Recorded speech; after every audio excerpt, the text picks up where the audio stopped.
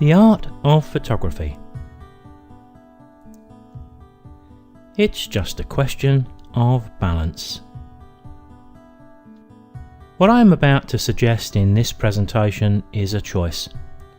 There's no rights, there's no wrongs, but it's my way of producing my images.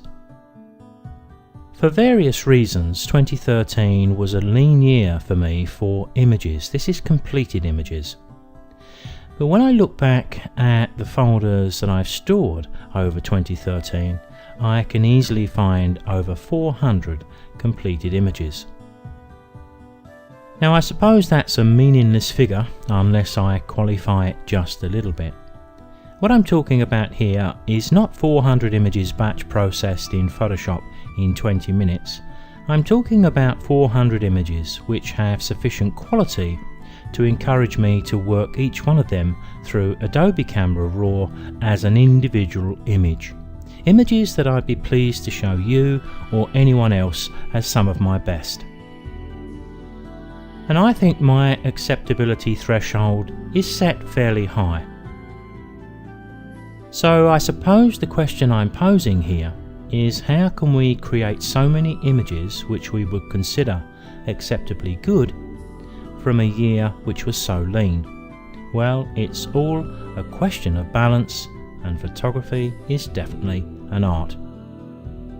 In the last 20 years, photography has changed beyond recognition almost, whether we like it or not. Photographic quality is now higher. Efficient image editing has effectively raised the bar. These days we don't accept blown out highlights or blocked up shadows as we did in our film days. Great images are made up of two distinct skills, but I believe there's also a third which sort of sits between the two. The first of those skills are those we need before and up to when we press the shutter button, and also the skills we need afterwards. There's a definite balancing act between these two skills. Up to when we press the button, we can call that our taking skills, and after we've pressed the button and we move on to our image editor, that's the making skills, where we take what we've captured and we make our photograph. But that balance is affected by a number of things, and the obvious are light quality, light quantity, subject matter, camera technique, and yes, our mistakes. The camera doesn't capture what we see. The quicker any new photographer realizes and accepts that, the quicker they're going to learn and produce good images. Why do we shoot RAW? Because the camera doesn't capture what we see. We need the latitude of the RAW file to compensate for what the camera can't do. We also need the latitude to cope with less than perfect lighting and, once again, sometimes our own errors. But we do pay a price for shooting raw images. If we're going to tell our camera not to use its internal software to do anything with the images at all, what we're saying is, do nothing, give me the raw data, I'll take it from here. Which is okay, but sometimes our thumbnails can look pretty dire, can't they? But look a bit closer, because I think many of you have probably got some masterpieces hidden away amongst those files. If we all got together and made a combined list for what makes a great picture, I'm sure we'd find interesting subject in there: photographic skill, good lighting, good tonal range, no highlight burnout, no blocked up shadows, good composition, good viewpoint, and there's probably a number of others we could put in there as well. But is that enough? That may be the ingredients for our picture, but not the method. The method comes after the shutter button is pressed. So what in fact does make a good picture? Well, that's the third skill which I think has a foot in both the before button press and after button press skills. Because we need to know, or how can we take those ingredients, which is our raw image, and find a route to a great picture? Some photographers know a good image when they see one.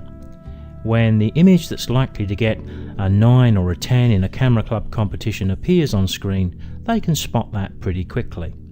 But they find it difficult to quantify what's needed when they're in front of their PC with their own images.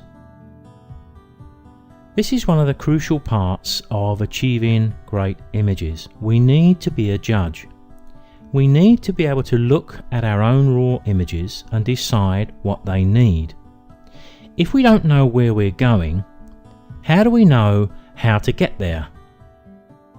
This always reminds me a little bit of our in-car satellite navigation, because until we know exactly where we're going, the sat-nav is useless to us.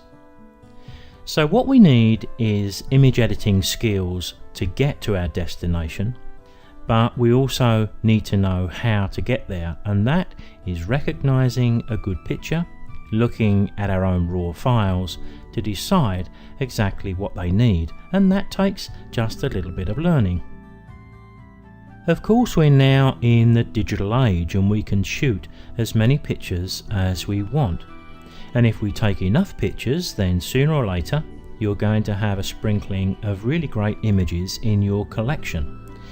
But that's not wholly satisfying to us, is it? We want something a little more than that. We can capture some of what we require as we press the shutter button, but rarely all of it. And we achieve the balance in our image editor, particularly now we all shoot raw files. If we can capture 90% of our picture at the taking stage, then we only need to contribute 10% in the editing. Now that is within most people's capabilities and it will show less editing faults. Editing faults tend to happen when you're out of your comfort zone and maybe trying to do the impossible with an image in front of you. What happens when you can only capture 60% at the button press through no fault of your own? Do you walk away, don't bother, or do you have a go anyway? Some of my best images have come from these very situations, and I know some people say, well, go back to the scene when the lighting is better. But that's not very good advice when you're now in a different country. It's okay if you live round the corner. So in that situation, unless your image editing skills are developed enough to contribute 40%, you're in trouble.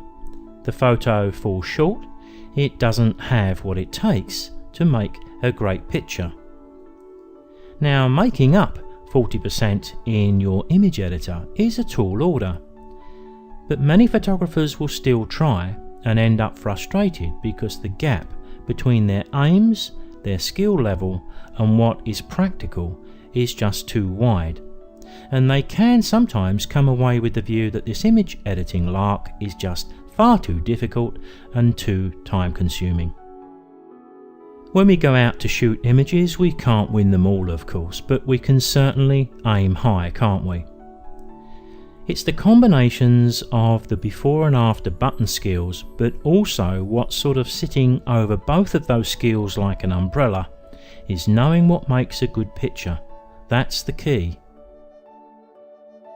We're still going to take advantage of being out at the right time in front of the right subject, and of course, if we don't trust that to luck and put a bit of planning in, then that improves as well. But we can also add to those images by shooting at other times that often defeat other photographers, and the result is we stand out from the crowd. So there's no rights or wrongs here, just choices, but photography is an art and it's just a question of balance.